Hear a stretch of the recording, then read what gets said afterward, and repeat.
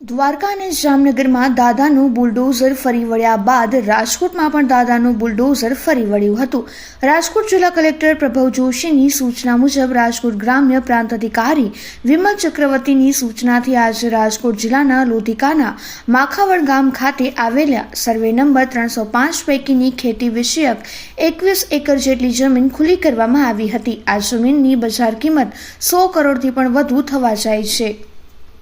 આજે માખાવડમાં જે જમીન જીઆઈડીસી માટે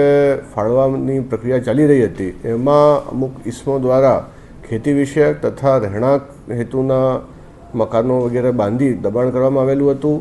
જેથી આ જમીન ગુજરાત રાજ્યના આર્થિક વિકાસ માટે ખૂબ જરૂરી હોય અને જીઆઈડીસી બનવામાં આપણે ત્યાં પ્રક્રિયા ચાલતી હોય ત્યાં આ જે જમીન છે આજે ખુલ્લી કરવામાં આવેલી હતી, જેમાં પ્રાંત અધિકારી શ્રી તથા મામલતદારશ્રીની ટીમ સ્થળ ઉપર હાજર રહી હતી પોલીસ સાથે, અને એમાં લગભગ 100 કરોડ રૂપિયાની જમીન આજે ખુલ્લી કરવામાં આવી છે।